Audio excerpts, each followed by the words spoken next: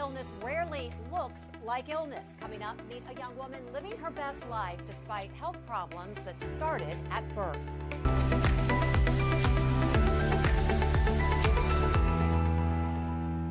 Good morning, I'm Jessica Lovell and welcome to the Morning Medical Update. Mickey Foos celebrated a recent milestone birthday with a photo shoot.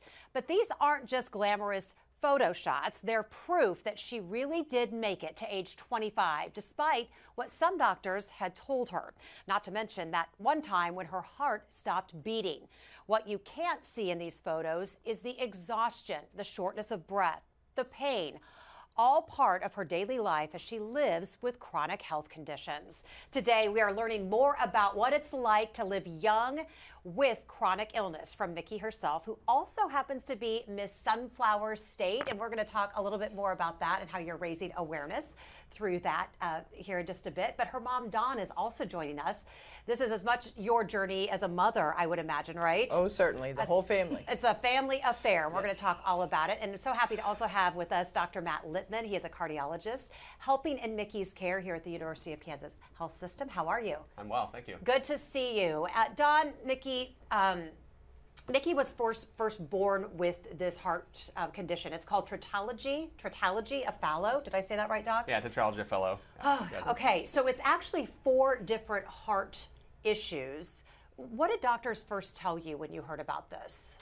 Well, initially we didn't know that there were any problems, and her initial problem upon birth was a GI issue that they repaired surgically, but while in the NICU they found the heart problems.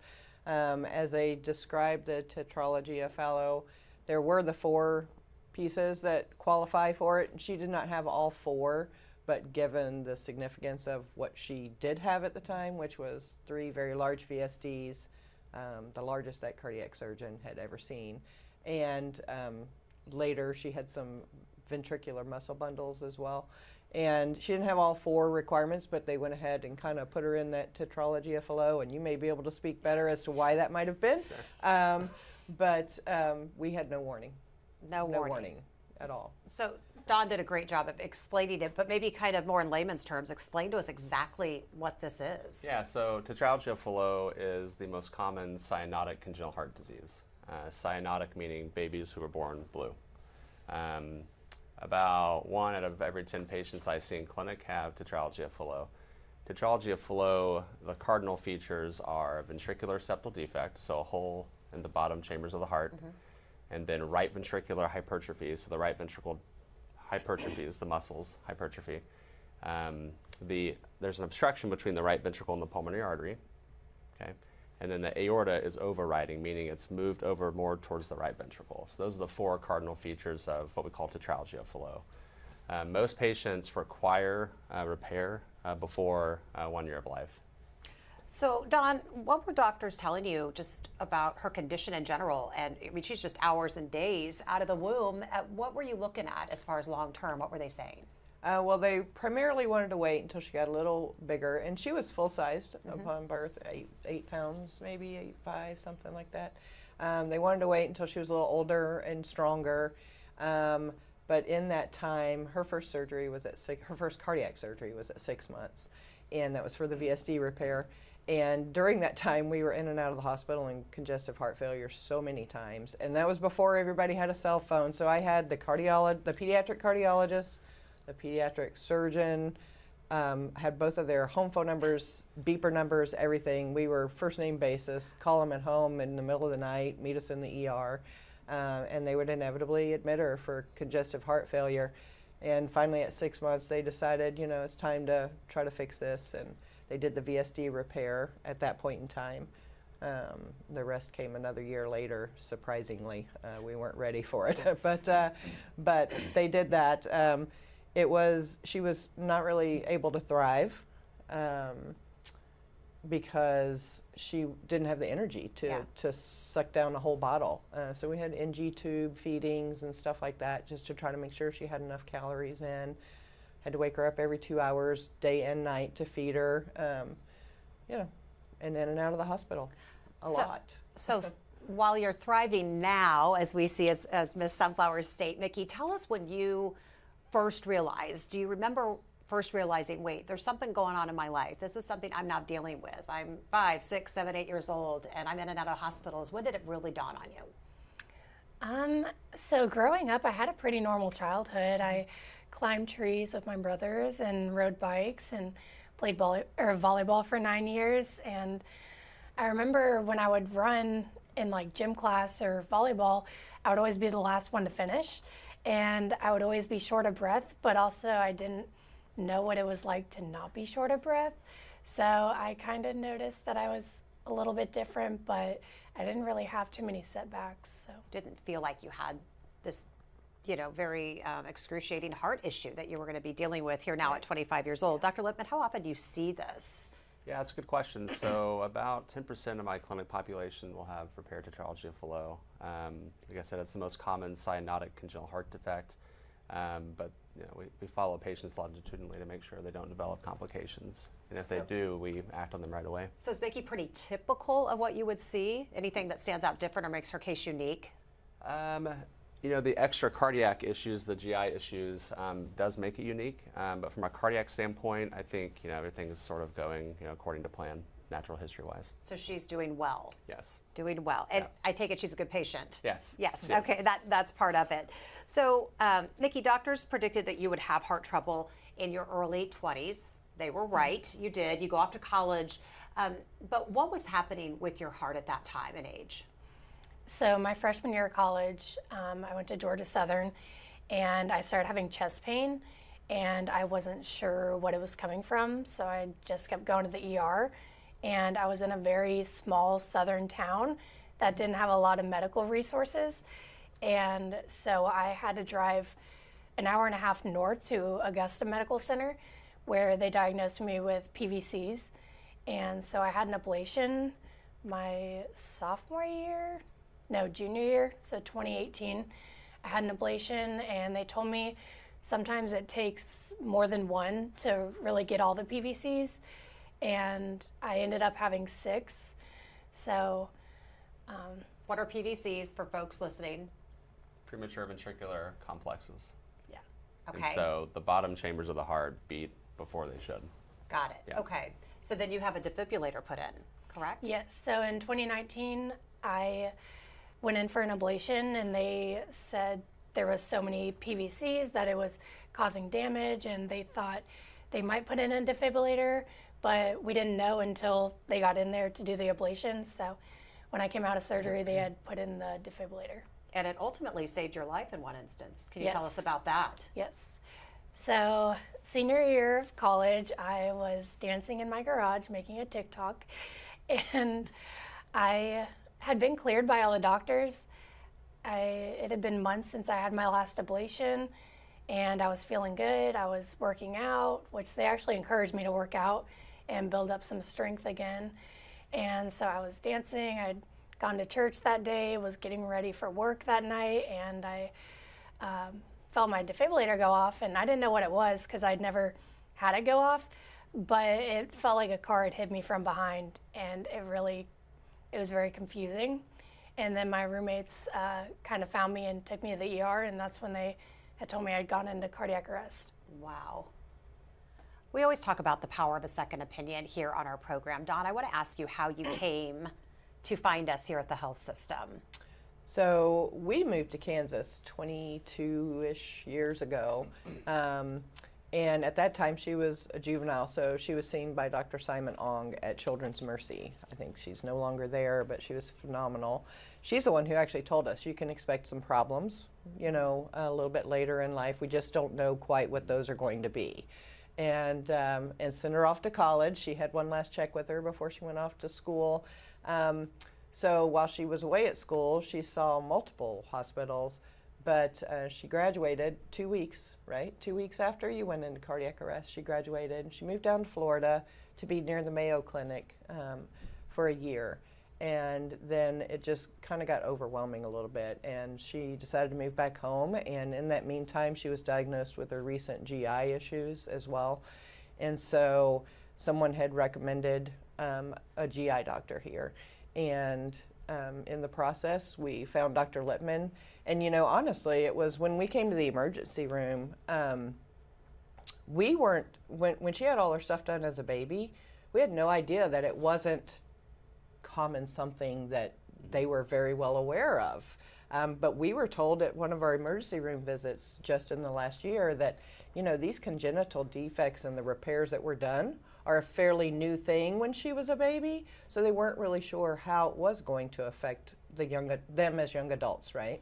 And Dr. Lippman was recommended to us as a congenital cardiologist, because in college she saw cardiologists who treat adults, but they're not aware of the congenital background, I guess, or the history and how that affects things as a young adult. And so it's very important that we see congenital specialists, which you may be able to speak better to in regards to how that's beneficial. You having the specialties here at our place really can make the difference for patients. What was it like when you met these two ladies? What stood out about this case, and how did you go about making sure that she got on the right track and stayed healthy? Yeah, good question. So I met Mary in October of last year, and she was in the hospital for chest discomfort, and I was able to see her and evaluate her. And I was able to talk to sort of the inpatient cardiologist taking care of her at the time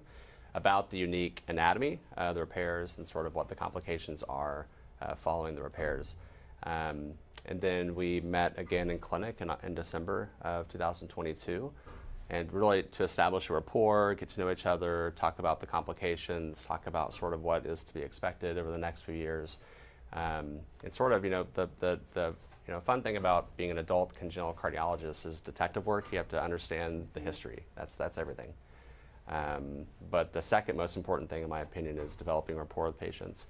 That's very important because most patients with congenital heart disease, they have their cardiologist. You have that person that you go to for all questions. So sort of, that's really the fun part about what I do.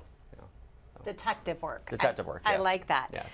Vicki, we first met you when you were in cardiac rehab, and I think we have some video of you doing that. Tell us what you do there and how that's been for you, and then Doc, tell us about how important it is that she's there. Yeah.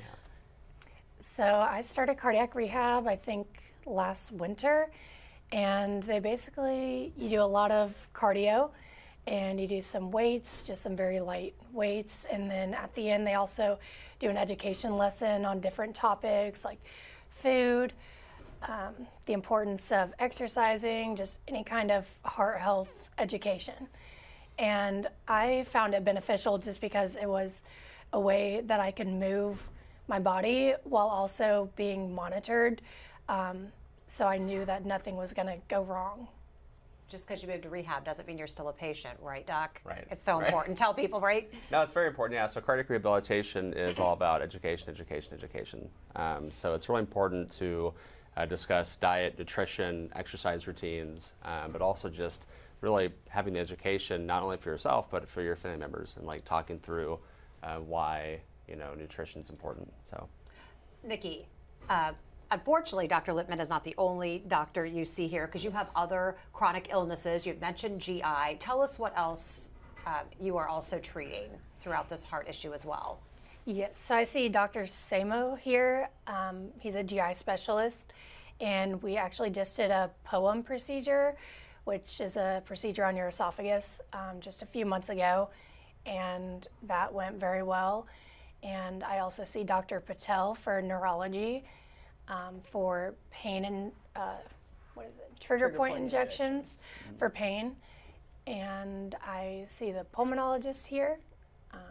You're here a lot. Yes. We like having you, but we'd eventually like you to go away. Yeah. In a good way. Something fun that you had mentioned is TikTok. We know kids love to do the TikTok. You had an awful episode happen during that time. But TikTok has been a really good outlet for you to try to raise awareness and to share your story and try to find some good from it. Tell us a little bit about that. So I post a lot on TikTok about my symptoms, what I'm going through, just humor. And I've met a lot of people all over the world that are dealing with the same thing. And it's crazy. I had one video go viral and get over 1 million views, and a lot of people are commenting like, oh, that happened to me too. Like, oh, I've experienced this. And So it's just really cool to like connect with people and also just let them know that they're not alone, that other people go through this too. Let's take a look at one of your videos, shall Okay. we? So PVCs in themselves are not something to worry about. I had many cardiologists tell me this when I first started having PVCs. They're like, okay, they're not really concerning. It's just something to keep an eye on. How often do you post those? Pretty regularly. Doctor, what do you think about this kind of new way that people are reaching people, right? No, yeah, I mean, I'm a fan. I mean, I think it's important to be an advocate. You know, I think that, you know, through social media you can sort of, you know, sort of spread your tentacles out to many different, you know, people throughout this country and, you know, throughout the world. Yeah, So, the benefits Yeah, of social there are media. benefits, It's yeah, good. there are. There are benefits. They do right. exist. they do. Tell me, Mickey, in spite of all this, you really are living life, as we see you sitting here with your sash. You walked the runway at KC Fashion Week. Tell us what that was like. It was a dream. I loved it. I've been going to Kansas City Fashion Week since I was in junior high, and I never thought I would be walking on that stage. So it was awesome. It was a moment. Yes. And now you're heading on to compete for the title of Miss Kansas. Yes. Tell us what went into making that decision.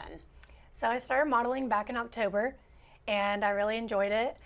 And like I said, I am a huge advocate for heart disease, and I'm always looking for ways to spread the word. And I spoke to the director of cardiology here, and we just kind of brainstormed different ways to kind of educate the community. And I had gotten an email to register for, or to apply to be a contestant for Miss Kansas. And I looked into it because I'd never really done pageants, but I was like, what bigger platform than Miss Kansas to spread the word? So I started looking for sponsors, and I was like, you know, if I get sponsors, then it was meant to be. If I don't, it wasn't meant to be.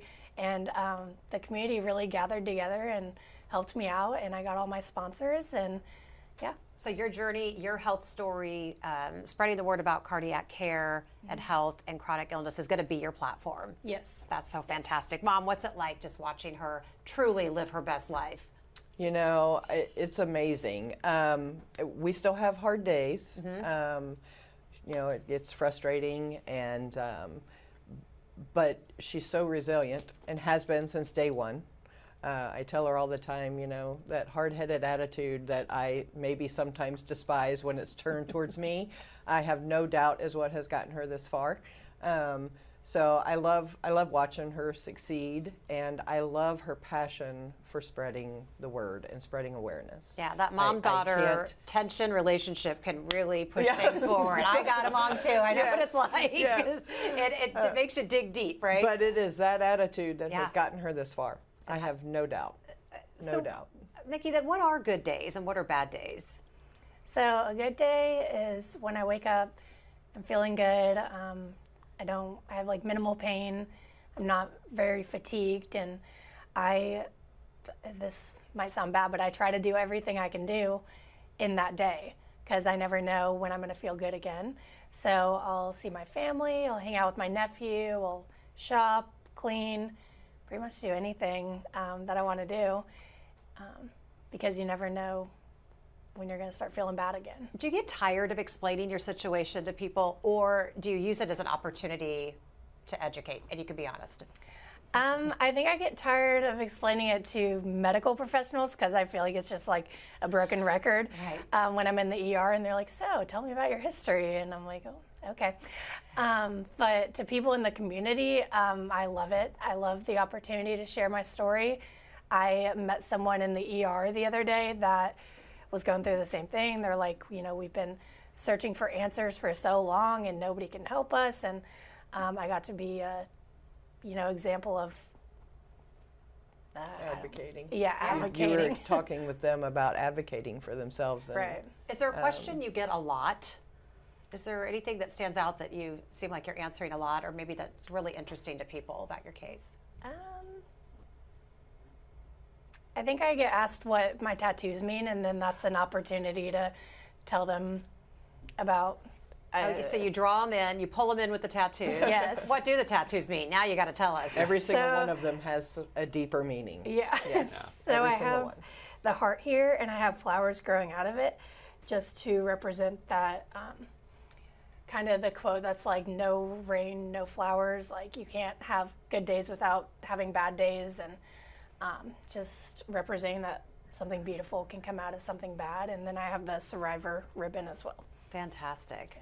What's it like to have her sitting here with you, just doing all this and going That's on to great. compete and represent and advocate? I think it's great. I mean, I think that it's really important for you to share your story and to be an advocate for your health, but also be an advocate and educator for other people who have this condition and other conditions. You know, I think that it's really important that we continue to kind of spread the word because a lot of patients who are born with congenital heart defects don't have good transition to adult congenital care.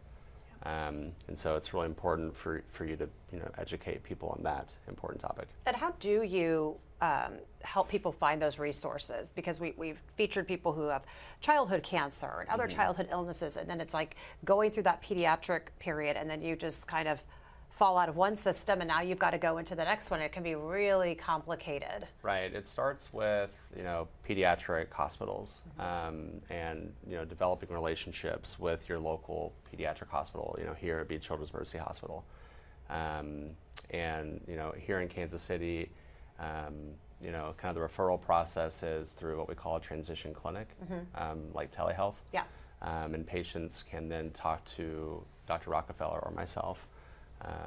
In regards to their congenital heart defects, and then we sort of get them set up in our clinic that way. Yeah. A lot of people often ask people who are sick, have chronic illnesses, is there's a mental aspect to it. Mickey, how do you handle the mental aspect and stay mentally sound and healthy? So it's interesting because, like I said, I went into cardiac arrest 2 weeks before graduation, and I graduated and I came home for Christmas, and then I immediately moved to Florida and started my job as a mental health caseworker for children and families.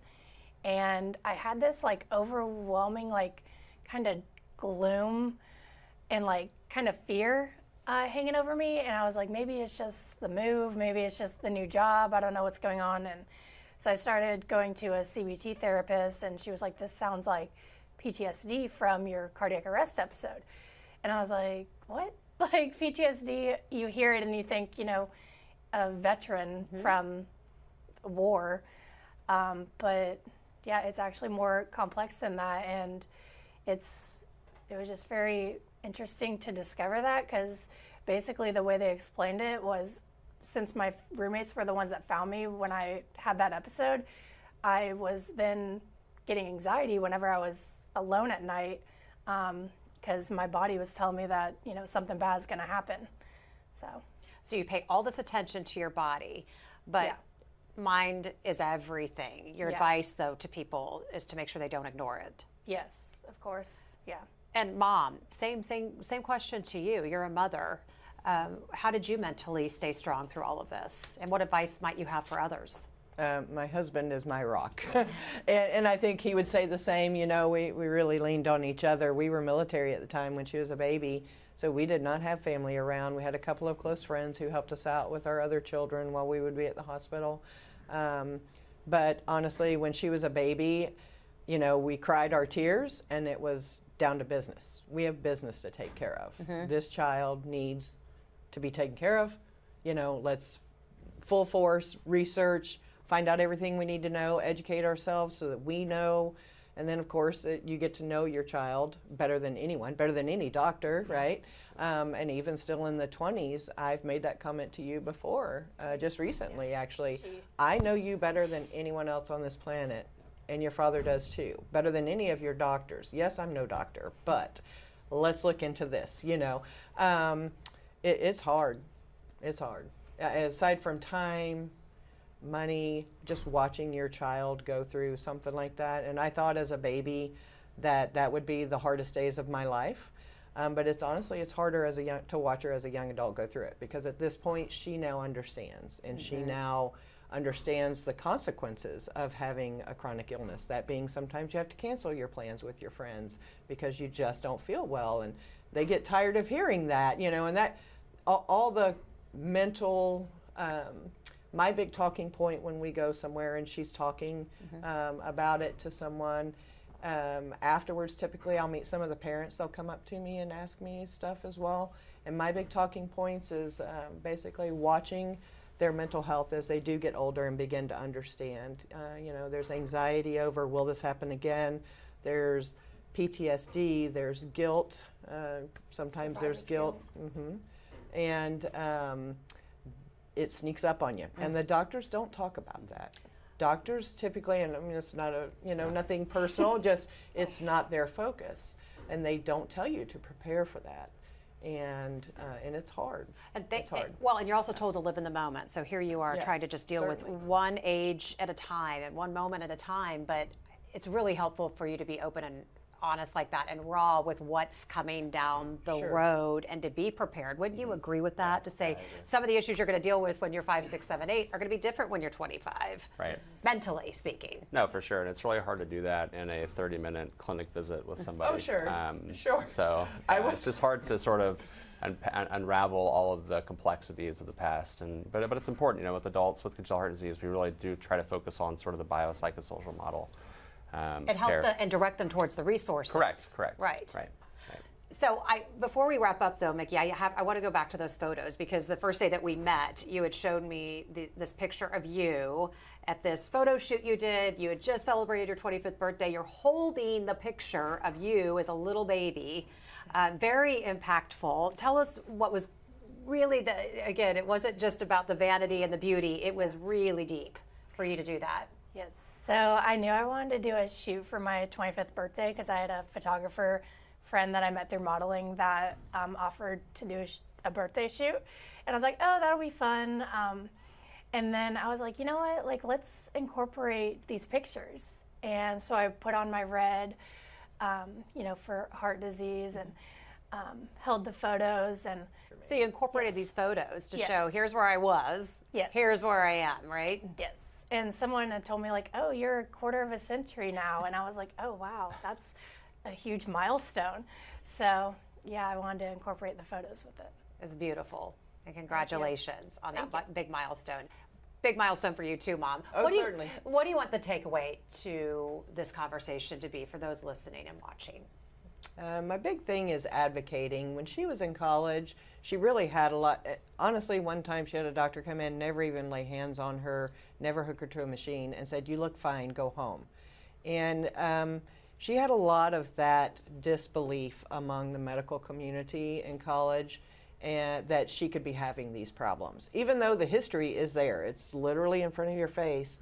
And so she actually had to learn how to advocate for herself, and it was a big lesson that took a while to get there. Same with even your parents. Again, to the parents, you know your child better than anybody else, including all the doctors. If you really truly think your mother's instinct tells you something is wrong, you're likely right, and you need to push that they find the answer. When she was a baby, I did not want to leave. She was in NICU, or the CICU actually, and I didn't want to leave. We had friends wanting to take us out to dinner just to get us away from the hospital, and I just did not feel right leaving. But I let them talk us into it. We came back, they were doing CPR on her. They wouldn't let us back to see her because she had coded. And it was a turning point for me that I recognized that maternal instinct is really on spot. And at that point, I'm not listening to anybody else. You know, let's talk, right? Yes, let's talk. I'm not saying I'm not listening to the doctors, but I'm going to push for what I know is wrong, or advocate that they do take her seriously and look into what's going on, kind of thing. Mother knows best. And I think doctors Yes. want that, even though Yes. you've got another person kind of in the kitchen with you. Right. You want that. You Yes. need someone You do. pushing and challenging you, right? Yeah. What do you want the takeaway to be today, Doc? The takeaway from my standpoint, you know, just kind of knowing that congenital heart disease is common. You know, it's present in about 1% of the population. And so I think that it's just very important to understand that at baseline. But like Dawn said, I mean, you know, mothers, fathers know best about their child. And as an adult congenital heart disease doctor, you learn that through your training. I think that's one of the most important aspects of seeing an adult congenital heart disease cardiologist, is knowing that important piece of information, because a lot of adult cardiologists don't train in congenital heart disease, and they don't know the family history. They don't understand the repairs and the complex congenital heart anatomy. And just sort of taking all those puzzle pieces and bringing them together, that's one of the challenges, the major challenges of what I do every day. But I love it. So find the right place, Right. find the right specialty, Right. and find that connection with Yes. your doctor. Yes, that's the key. All right, Mickey, tell us what you want the takeaway from your story to be. Just advocating.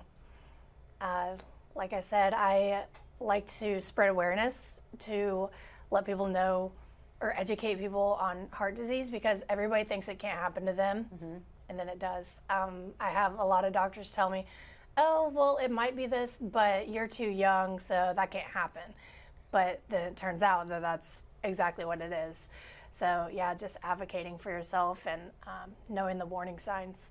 Yeah, well, thank you for living your life and being the face and showing other kids that they can grow up and be like Mickey, be Miss Sunflower State. So tell us before I let you go, when is the Miss Kansas pageant, and then you'd go on to Miss USA? Yes. So Miss Kansas is June 17th and 18th, and if I win there, then I go to Miss USA. Nervous? Excited? A little bit, but I'm excited, yeah. So can we watch it? Yes. Okay, And we'll live stream, and then there will also be a People's Choice, I think 2 weeks before the pageant, for the community to just vote. All right, girl, you got my vote. Yeah. All right, Thank go you. get it. Love it. Love it. All right, thank you so much for being Thank with us. you. Dr. Lookman, Thank thank you. you so much. And thanks to all of our viewers today. Have a great one. We'll see you back here tomorrow at 8. Subscribe to our morning medical update and open mics with Dr. Stites podcasts. Now, everywhere podcasts are available.